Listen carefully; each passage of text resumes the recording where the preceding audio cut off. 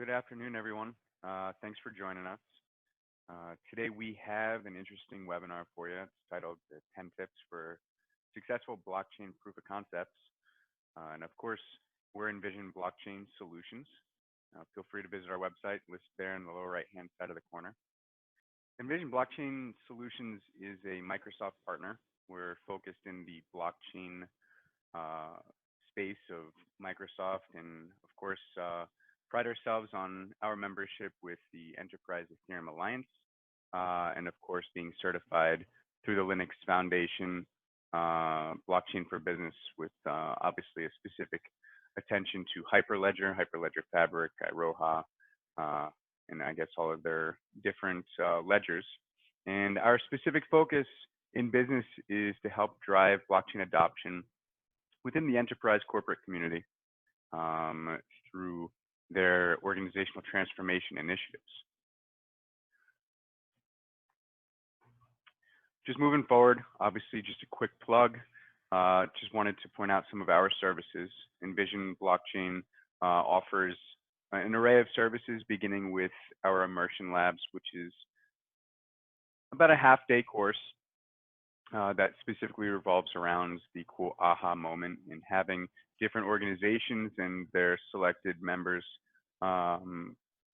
begin to understand the value that blockchain can provide to their specific business processes, and helping them understand the background technology that blockchain is, and then how that can align with the business processes and areas of opportunities that they see fit that will help enhance, and drive efficiency within their organization.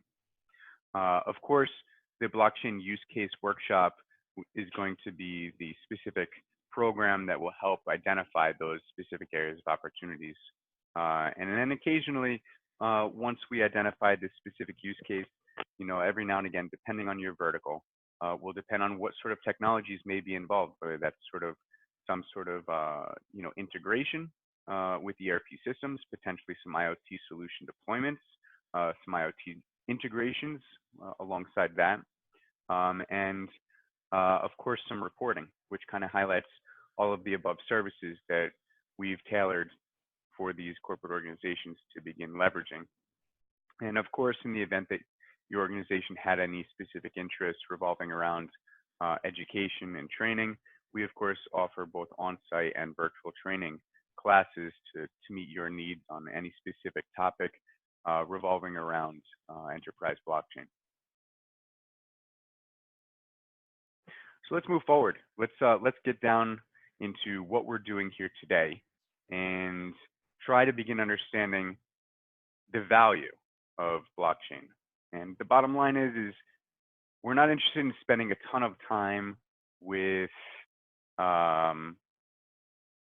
any one specific proof of concept.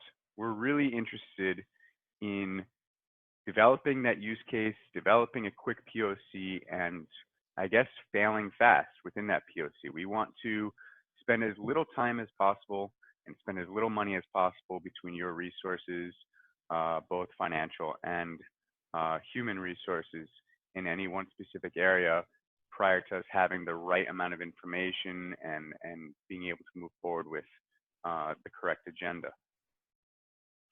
So with that in mind, we would like to focus on the concept of business transformation in order to help gear you and your thought process into how we can begin moving forward and how you can begin taking this information to your leadership so that we can begin all discovering how this technology is going to play a pertinent role within your organization, likewise within your business vertical moving into the future.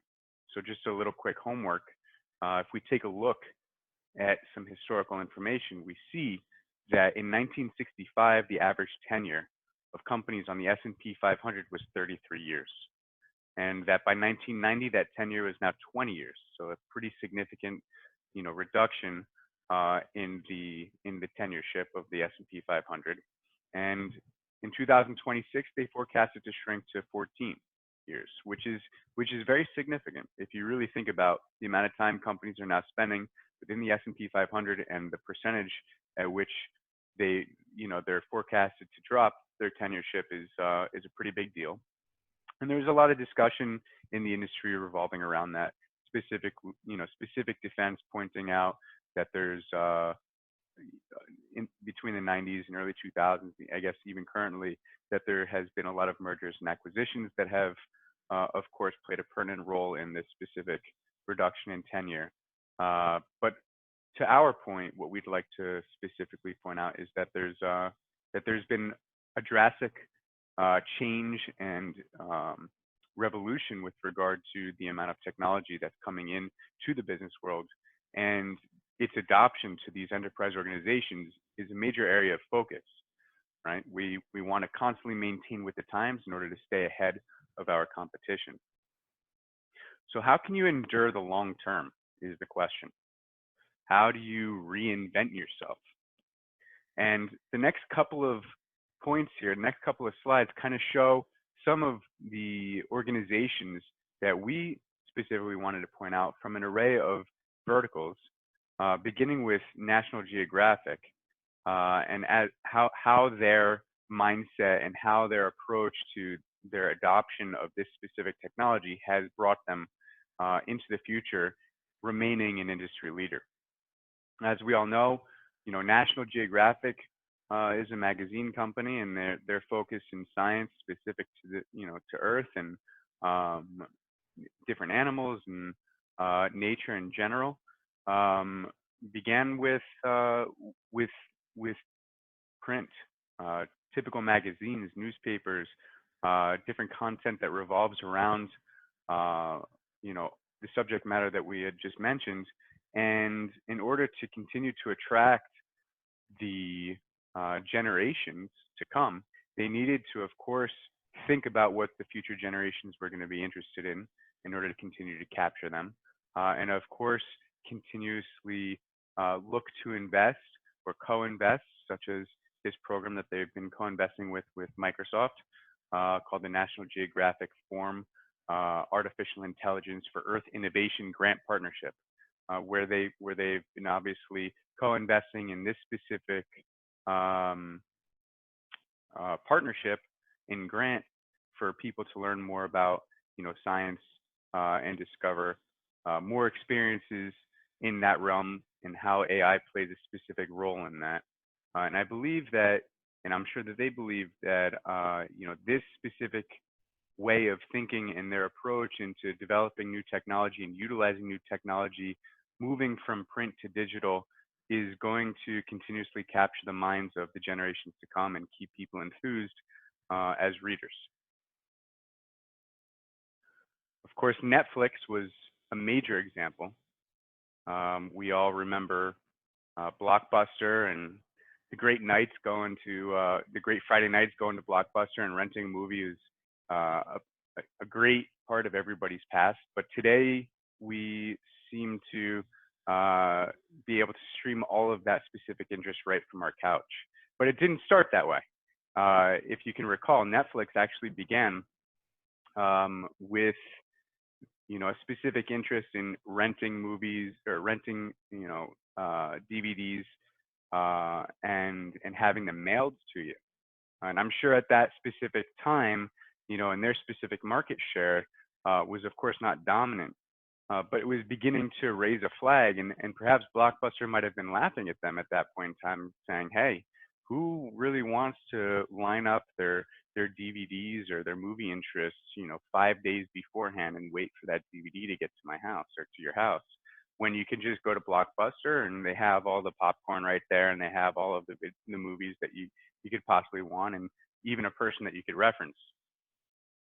I'm sure that I'm sure it was a horrible hit to them when they found out that Netflix is now going to offer a streaming service where it's literally on demand. Nobody has to go anywhere anymore, and your entertainment is instantaneous. And of course, Netflix is now is an industry leader in movie rentals, and that's an example as to where, let's say, an organization paid specific attention to that organizational transformation and leveraged today's technology to help capture a larger market share. And then, of course, we have pizza, Domino's. Everybody likes a good slice of pizza, even though we're in the New York area. I'm sure that, and I'm sure that if you're in the New York area, or even in the Chicago area, that everybody likes a good homemade mom and pop pizza. But let's not fail to recognize the brilliance that the leadership at Domino's had recognized and brought that company culture and environment to their specific business when they received buy-in across their leadership board and of course all of their stakeholders with regard to the way that they would like to begin thinking about pizza and delivery more in the e-commerce world rather than we're just a pizza delivery company. And with that in mind, what wound up happening was they of course decided to review their specific key performance indicators, their KPIs, and they came to realize different areas of opportunity to help improve their business relative to what they believed the market demand was, which was, of course, into the internet age, the ease of use, the transparency of information, live updates, which everybody can specifically appreciate and has specifically learned that Domino's offers, which is a competitive advantage against any of their current opposition. And of course, commercializing their technology efforts is specifically aligned to, finding those KPIs. But obviously, let's just take a look at the order of that specific information. You have the across the board buy-in, you have these key performance indicators, and then of course, commercializing their technology efforts. These three main ideas are the same three ideas that both Netflix and National Geographic needed in order to help drive the appropriate adoption and implementation of both this new mindset and of course the appropriate technology that corresponds to the KPIs and areas of opportunity that they were looking to solve. And with that in mind, this development of new technology, its adoption level, and this thought process that we need to constantly maintain in business brings us into another realm of blockchain. This right here is just going to be a quick, brief tutorial on a little blockchain technology, how it works, and some of the areas that businesses can truly recognize the value that come from blockchain. Now, for all those who were with us in the previous webinar, my apologies for taking this extra couple minutes, but it's important that we just offer this specific information for everybody who's joining us today that's new. IT is adding. What does that mean? Well, on the left here, we can kind of see these centralized systems, and on the right, it kind of looks like this decentralized network of computers. And that's exactly what we're looking at here. That's exactly what this is. A great way for people to really begin to understand and recognize the differences between these centralized systems and these decentralized systems and understanding the value that they each offer is to basically note that there is a difference between centralized data storage and of course decentralized data storage specific to these distributed ledgers. And we'll get into that in just a minute. What I'd like to point out here is this distributed ledger technology. What is this? On the left, we have this network of computers, and on the right, we have a couple keywords that play an important role in the DLT technology, right? This concept of data model, the language of transactions, and protocol. These three basic components are vital. A data model is what captures the current state of the ledger. The language of transactions in this specific case are basically the changes that exist within the ledger state.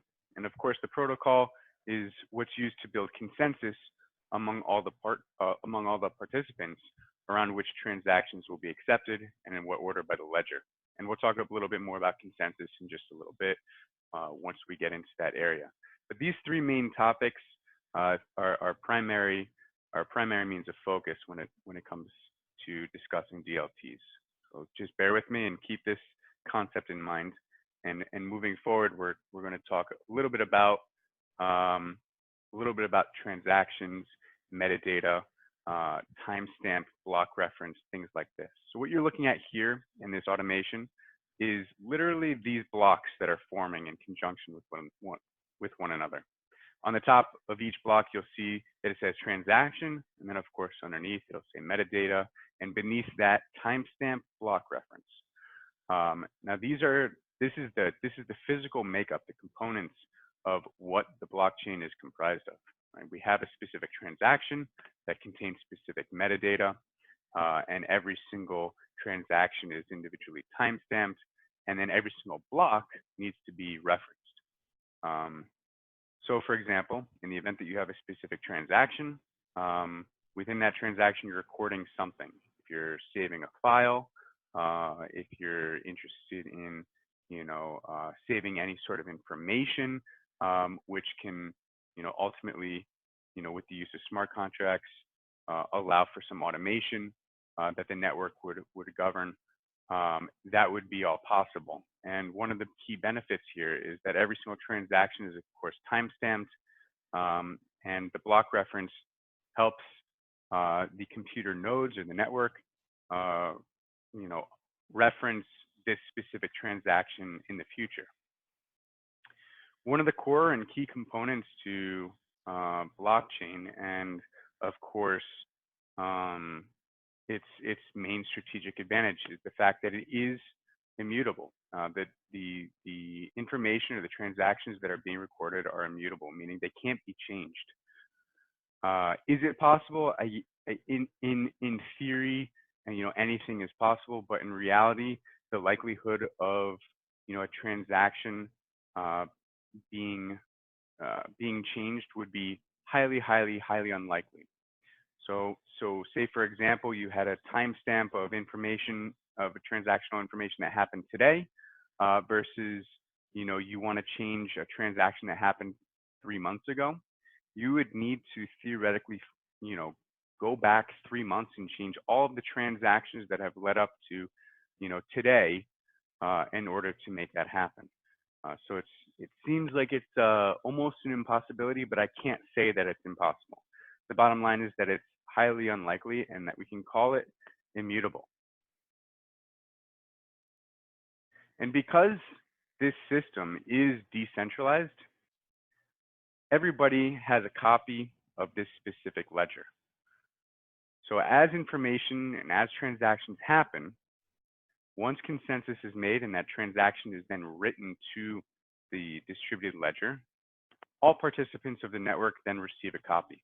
So not only is the information then immutable, meaning it can't be changed, but there are witnesses and there are components of the network or participants of the network that now have the actual proof or the ledger itself, which they could read or theoretically write to in the event they have those permissions. And with that in mind, there are privacy levels that could exist, and of course be coded into the appropriate applications to limit different visibility of different parties pertaining to that ledger. And of course, all of the information that is written is encrypted so that you have additional privacy. So those are three main core components here that we'd like to identify when discussing blockchain. It's immutability, which makes it trustworthy. It's transparency amongst several different parties, and of course the ability to have a high level of privacy, which I guess as you begin thinking about your own business, you should take this concept, right? Are there business processes that you have within your organization that there's information that might be required across, 2 or more other parties? Blockchain might be right for you just right off the bat. it should bring you into the next section of thinking, hey, I have a couple different organizations that need this sort of information, but how do I trust them with that information that they don't change things? Or vice versa, how, if I'm going to participate with them, and they're writing information, how do I trust them, or they trust me, vice versa. So you can begin thinking along these lines when it comes time to identifying, these specific areas of opportunity for your business processes. And of course, that covers immutability. At the same time, that covers transparency with the ledger across multiple parties, and of course, privacy, given the fact that you want to limit other parties that might also be part of the network that have nothing to do with your specific business and these two other companies, for example. So you can kind of see as we begin writing information to the ledger, how everybody continuously receives the new updated transactions with its corresponding metadata, which is of course encrypted. This leads us to consensus. Prior to any specific information or transaction being written to the ledger, which would make it final, right? This concept of immutability. Once it's written, you can't unring that bell, so to speak. This process of how the network agrees upon whether or not the transaction is valid or not valid is what we call consensus. And depending on the different distributed ledger technology that you're looking to implement into your organization, would depend on the type of consensus mechanism that you would be looking to incorporate. And that's a whole nother topic of conversation, as different consensus mechanisms, of course, allow for different areas of opportunity pertaining to, latency and throughput. So here we are. We have control with blockchains with a specific consensus. Everybody agrees. There's a handshake, so to speak, across the network, and we can begin writing information. There's the transaction and metadata coming in. And now we have a ledger that's across multiple different parties, which has immutable, which is immutable, and of course, private and secure. So what is the difference between a centralized database and a blockchain? That's a very common question, and a lot of individuals are asking themselves, well, why do I need a blockchain? I suppose to help answer that question in brief, there is a sincere difference between a centralized database and a blockchain, but that doesn't mean that you don't need centralized databases. It simply means that a blockchain, if you want to think about it this way, is here to help validate specific information that you're looking to maintain in your centralized database. And you're looking to prove that it wasn't tampered or altered. And if it was, you're looking to prove what time and date and by whom it was altered by. And in that specific case, you have to also then come back to the point that I had made previously. Well, why do I need to do that? Well, that's of course, you only need this concept or this specific technology or this specific proof of transaction when you're dealing with multiple parties. So again, you need to ask yourself, are there any business processes within my organization where multiple different parties would like to see any one specific information, where you don't necessarily want to give anybody specific access to making those specific changes or any specific changes to that information, or you can theoretically, but you'd also like to know when they do and how and by whom. So that's those three main concepts that we focused on before: immutability, privacy, security, and of course,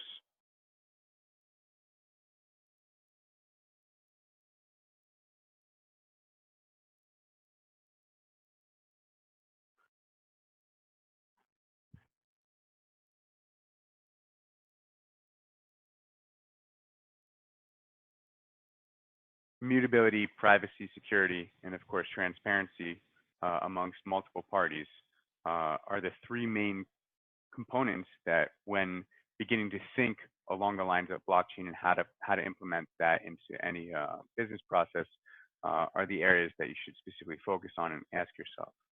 Once those are of course answered, and you have a specific use case in mind, also remember to incorporate last but not least, regulation, and how you're going to wind up changing different business processes, and how regulations, of course, play a specific role in whether or not or how you can go about doing that.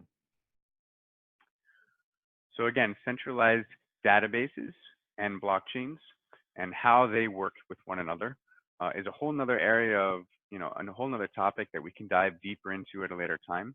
But just to make a main point, the key thing to take away here is that blockchain is not eliminating centralized databases, it's enhancing them by providing visibility to multiple different parties, immutability of information, and ultimately what you can call this is the concept of a proof of transaction in order to make this information now trustworthy across these parties. And with that in mind, this kind of concludes our Blockchain 101 section of this webinar, and I'd like to transition this topic of conversation to the areas of digital transformation, which my colleague Dan Norkin is going to now introduce.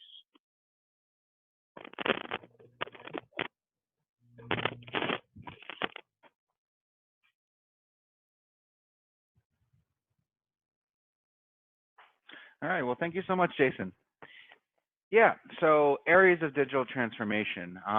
We all know that digital transformation has been a very hot term that a lot of organizations are talking about. A lot of business leaders are trying to be putting this digital transformation into their strategy roadmap. And this really aligns with Envision Blockchain's mission and vision.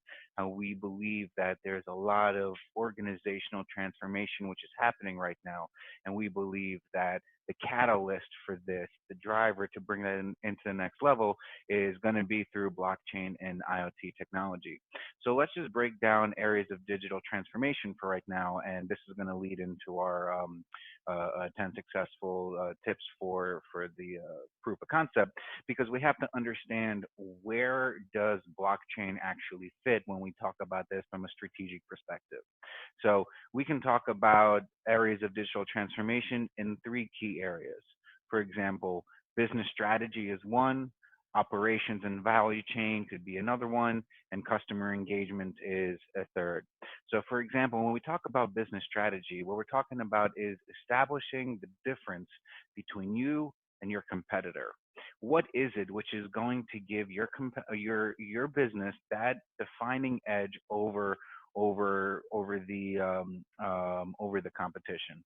And blockchain or the digital transformation could really help out with that.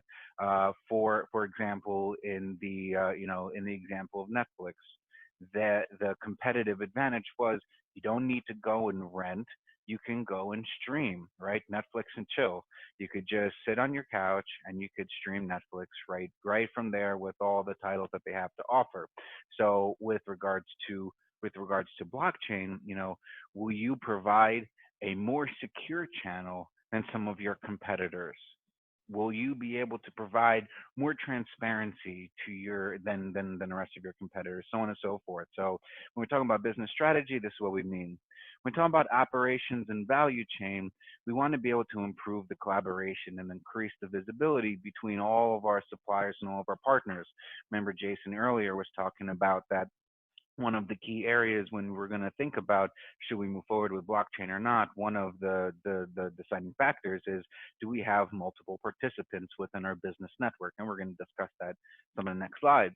But again, if you have more than one business partner, more than one participant within your network, how can you actually improve the collaboration among them? How can you provide visibility while still maintaining privacy? And also, what other areas within your supply chain, whether upstream or downstream, can you provide extra value? This is where the areas of digital transformation is going to be. And then, of course, in the view of customer engagement, we always need to know how to understand our customer, right?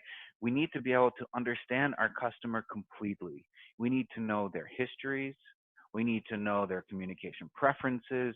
We need to even make sure that when we're sending them messages that they've opted in, right? With GDPR, this is a big deal right now. So now when we have all this information, how are we going to use it and use the location and use the precision with the context that we all had to bring it together to send our messages to the right people at the right time. And this all takes into account our business strategy, operations and value chain, customer engagement. So when we're talking about this blockchain POC implementation, we're literally looking to align this blockchain process underneath some of these digital transformation areas. So we're going to get into the meat and potato over here. We're going to talk about 10 tips for a successful blockchain POC. I did under promise and over deliver. I'm really going to be delivering 42 tips, but I'm just going to talk about the 10 high level, and then we're going to dive deeper into them. So for example, just reading them out loud. The first tip is having the right project management essentials in place. Number 2 is understand your technology. Number 3 is define your problem. Number 4 is evaluate the readiness. Number 5 is consider business implications. 6 is consider technical implications. 7 is narrow the key performance indicators. Narrow your KPIs. Narrow your scope. And number 8 is collaborate on testing. Number 9 is provide a proof of concept debriefing. And number 10 is also provide a 360-degree solution gap review. Okay, so let's dive deeper into all of these. So, for example, we have number 1, project management essentials. So, look, let's just take a step back from blockchain. And I heard a wise man say the other day, the first rule about blockchain is you don't talk about blockchain. So let's pretend that this is not a blockchain project and we're just implementing a solution, right? When we're implementing a solution, we need to make sure that we have the right project management in place. And a number of projects, a number of blockchain POCs over the past couple of years have failed. And some of the thought process around why they failed is because they were never really treated like a real enterprise project, even a small one. So therefore, you didn't have these following things. You didn't involve the PMO. You didn't involve your project management office. Maybe this blockchain implementation, this POC, is part of a bigger program. Let's make sure that we allocate the right resources. Let's make sure that the PMO is involved so that you can follow the right methodologies and get the right charters in place and set the right project governance so that even a small project could be successful. At the same time, we need to be able to associate project risks there, right? So obviously not everything is going to be roses. Sometimes things are going to fail. Sometimes things aren't going to go the way that we want them to. But if we have the right risk contingency plan in place, then when these risks come in, we're not going to be scattered all around the place looking for what to do and when. Project requirements. So this is also important, right? We don't want to just go forward with a proof of concept, which could lead to immense returns down the line with not having the right project requirements in place, right? How are we ever going to know that the POC was successful if requirements haven't really been defined? At the same time, let's list out the assumptions. So maybe you're working with a trusted partner like Envision Blockchain to do this proof of concept implementation. Maybe you're working on this internally.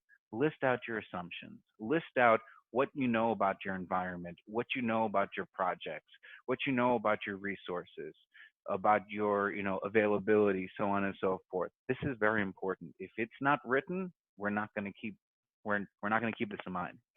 Project methodologies. So not one methodology is going to fit the bill. I know we're talking about software development, so most likely Agile is going to be the first thing that's going to come to mind. But maybe you need to do a little bit of waterfall involved. Maybe part of this whole POC is building out an IoT device. Well, then you're going to have this mixed waterfall with Agile methodologies. But let's make sure that we stick to methodologies because they're proven in getting things done. And also resource management is important. So this kind of goes in line with the risks and the assumptions, and involving the PMO is that having the right stakeholders in at the right times is going to be detrimental to having a successful POC. Also, understanding your deliverables kind of goes in line with the requirements. But once you've defined your requirements, let's hold the stakeholders accountable to their deliverables. And let's make sure that we just don't say, okay, well, look, these deliverables weren't met, so therefore we're not going to move forward with them. So we understand about project management. Number two is understand the technology. Now, make sure that you educate your team and you have them put their hands on some kind of working demo before you actually go into a use case. Imagine not hearing anything about blockchain and all of a sudden getting your team involved.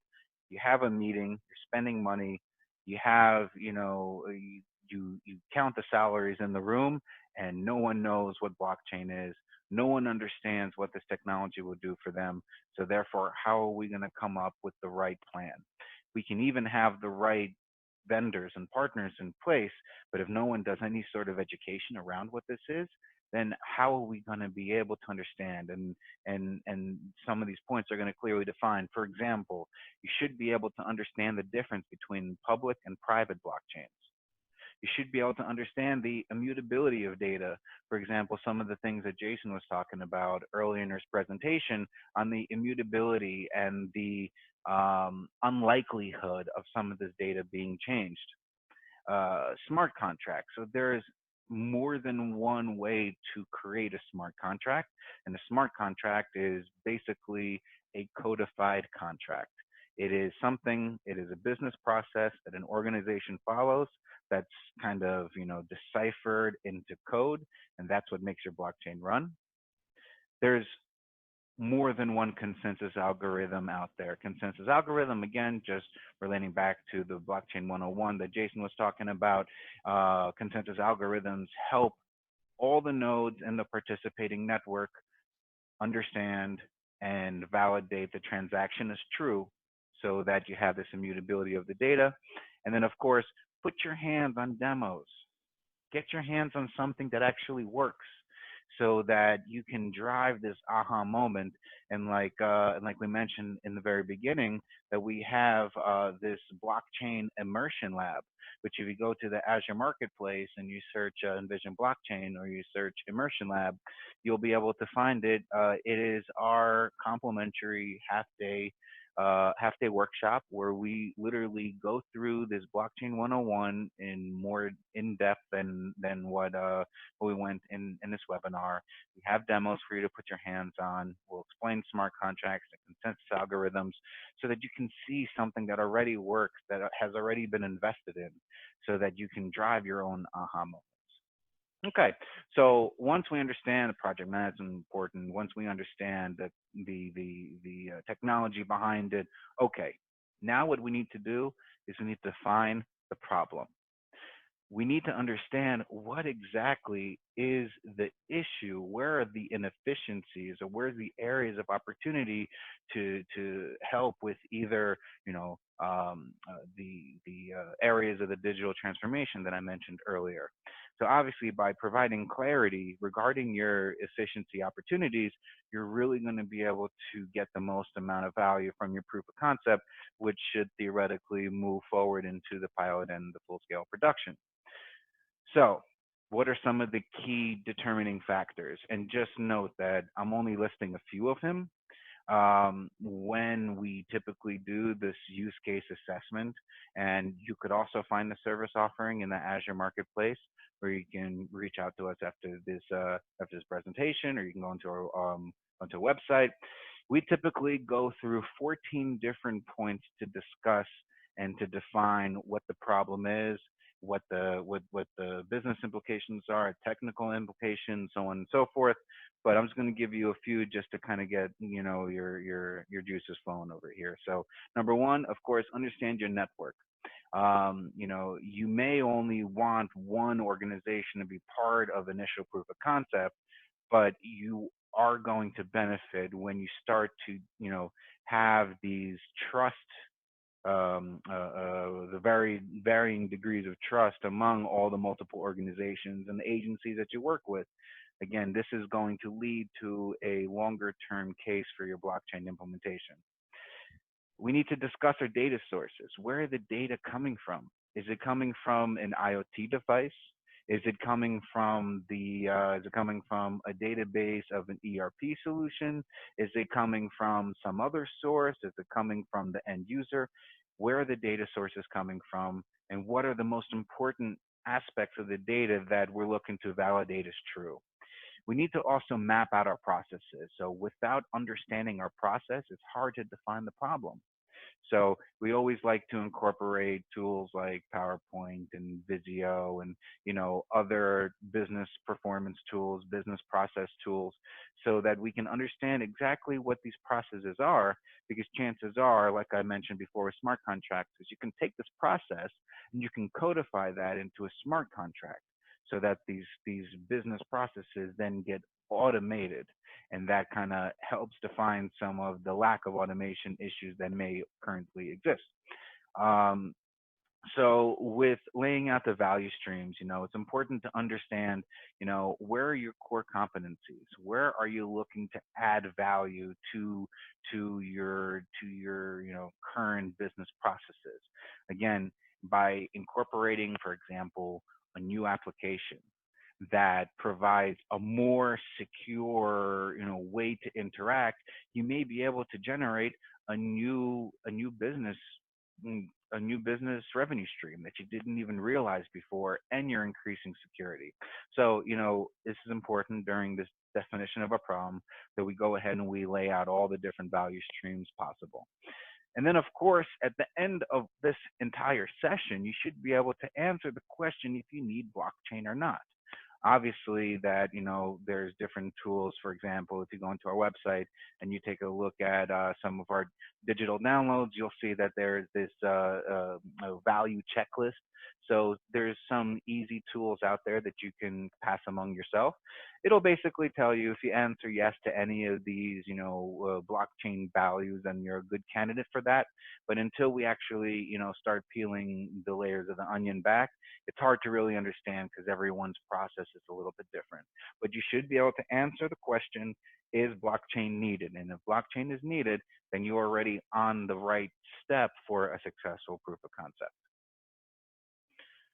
So understand the readiness. Now, this is important, because while we've identified the right methodologies for successful project plans, right, and we've identified that there's an issue, that there's a problem, but is your business actually ready for this initiative? Right, just like any other initiative. For example, if you're implementing a new CRM solution, is your sales team ready for this change? If you're implementing a new finance solution, is your finance team ready to undergo this? There's going to be some testing. There's going to be some interviews. There's going to be some, new processes involved. But we need to agree to cross-functionally move together. So the first one is obviously, like we mentioned before, with this, establish the right project management essentials. Obviously, get your PMO involved. Like I mentioned before, I can't stress this enough. Get your project team together. Make sure that you have the individuals that are in charge of making sure that this project sticks together and it moves forward together. At the same time, your blockchain POC may involve some sort of product of your business. And if that's the case, then get your product owners involved, because they've been working on this product or iteration after iteration after iteration. No one knows more about what the customer needs than the product owners. They're in tune with the customers. They're in tune with the product. They should be in tune with the project team. They should be in tune with the different stakeholders, and get the product owners involved. At the same time, you should be able to have blockchain SMEs, not just from partners like Envision Blockchain that can kind of help drive this. We also recommend to provide internal training and internal certification, because if you're going to implement this, it's just more cost effective that you have internal blockchain SMEs that can really do a good job of understanding the business implications, the technical implications, that can really work together with product and teams. At the same time, involve your line of business systems SMEs. because whether or not you decide to do the integration effort during the proof of concept, you may want to map out what that process of integration would look like further down the road. So get them involved at the beginning, even if it's at a smaller utilization, just so that they're aware and that they can let you know that further down the road, this implementation solution may change. It may have certain barriers, or it may be easier to implement the integration than you originally thought about. So maybe including that integration in the proof of concept may be a good idea.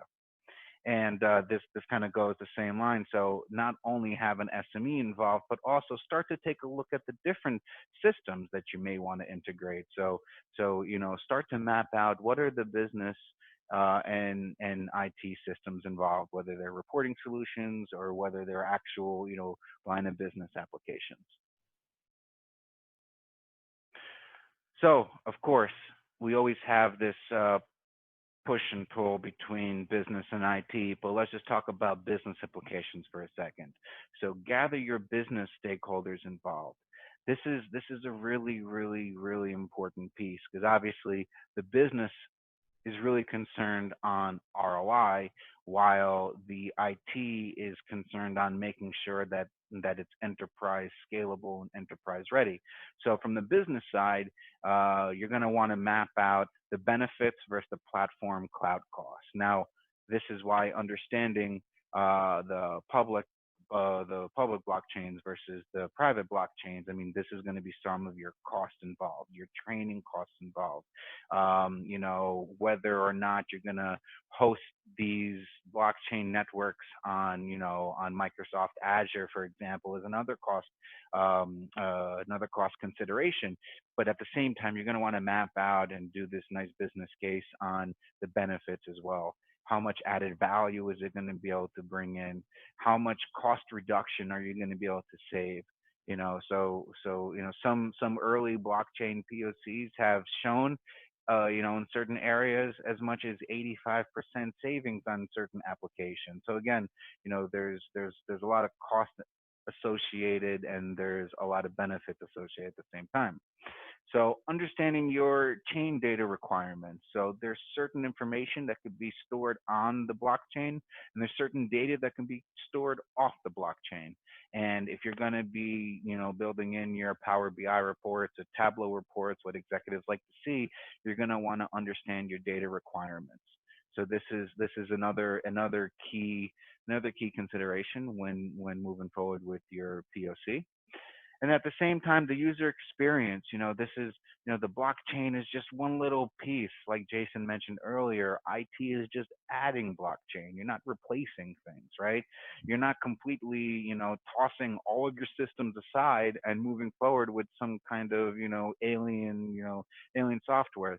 This is an add-on. So for example, what is the user interface of your end user? What are the requirements that they have? What's the user experience? What's the response time that you're gonna expect? And then those should be considered as part of the business implications. And same time with the governance decisions. I mean, we need to understand who's gonna manage this network, who's going to provide upgrades to this network. How are we going to be able to, change certain things, which kind of go into this next bucket over here. So when we talk about change management with regards to blockchain POCs, we could be talking about macro changes and micro changes. So for example, the business decided that we need to change the process. We need to change the smart contract, for example. How are we going to implement that change? Are we going to implement that at a certain block? Are we just going to rip it up and replace a new one? Are we going to do A/B testing between a few different solutions, and then we're going to, switch it at a certain point in time? So the macro and micro change management is something that needs to be considered and needs to be well documented. So along with the business implications, we have technical implications at the same time. So, for example, we need to determine what the right blockchain is. That's as much business as it is technical, but there could be certain technical implications such as scalability factors, performance factors, security factors. Where are we going to store them? What are the different interoperable models? So on and so forth. At the same time, we need to understand, our asset and distributed ledger requirements. How many nodes are we going to need? How many nodes have storage capabilities? So on and so forth. And open source versus proprietary codes. This is something that's becoming kind of controversial in the marketplace because open source provides kind of a quicker to market type of solution, right? It's been already invested in. There's been a lot of resources that have already, put their hand in it, and it's already been proven and tested, and upgrades happen pretty quickly. But at the same time, everyone has the code, and everyone knows what's built into it. So maybe the organization decides that they want to take a proprietary approach. At the same time, we need to determine different consensus algorithms. Just to mention a few, there's proof of work, there's proof of authority, there's proof of stake, there's proof of last time. So, we can go on and on talking about the different consensus algorithms, but they all are gonna, they're all gonna help out with some of these different technical requirements, such as scalability and performance. And of course, last but not least, it's kind of like a common phrase everyone knows, to be flexible with the requirements. We're obviously, looking with this proof of concept, like Jason mentioned in one of our first slides, is that this proof of concept should be able to fail fast. So if it fails fast, you get the value by understanding where the failure is, and then we move on to the next sprint, right? So again, be flexible with the technical requirements, because this is a little bit of trial and error is going to happen. So limit your scope. Number 7, narrow the key performance indicators. And this is going to be pretty simple because we do understand from a project management methodology, scope creep happens, and you want to be able to limit your scope, limit your requirements, limit your deliverables in this proof of concept so that things just don't go out of proportion. It's so easy to get lost with this blockchain world that now we're trying to solve all the world's problems. But realistically, why don't we just keep it narrow and relate to the specific business problem so that we create one good MVP? Okay. At the same time, when we're coming up with our KPIs and now we have the data flowing in, let's have the data tell a story. Let's build a report that's going to be able to showcase what's happening, when it's happening, why it's happening, and then you can use this data to present to your executive leadership and your business network and your partners, and the data kind of talks for itself. At the same time, we can build all the right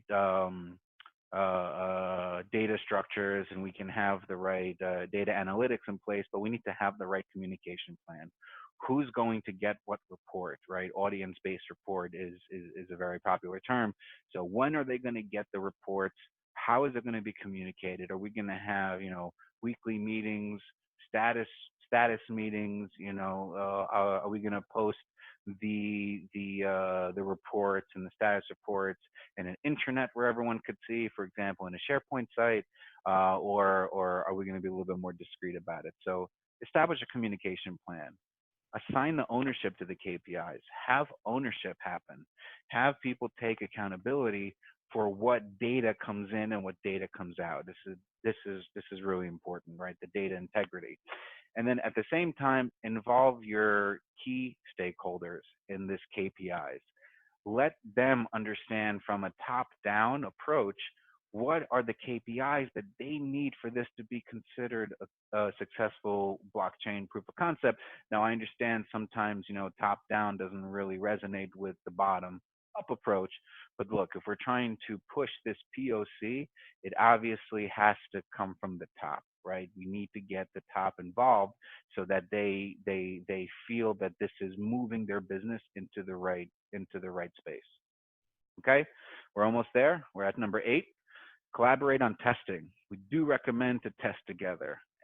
and there's a habit of this silo testing. We understand sometimes you have offshore resources that are providing testing, and collaboration is still important, right? So we need to do a couple things. For example, we need to understand testing is a continuous activity, right? That you are going to continuously test throughout the entire POC so that we understand where the bugs are. And on that same topic, we want to be able to focus on fixing bugs, right? So there needs to be a lesser tendency on passing the buck to different groups saying, oh, I didn't know about this, or I didn't know about that, or yeah, I found this bug but I have no idea why. So let's work together to understand what the deliverables are again, and how these bugs relate directly to these deliverables.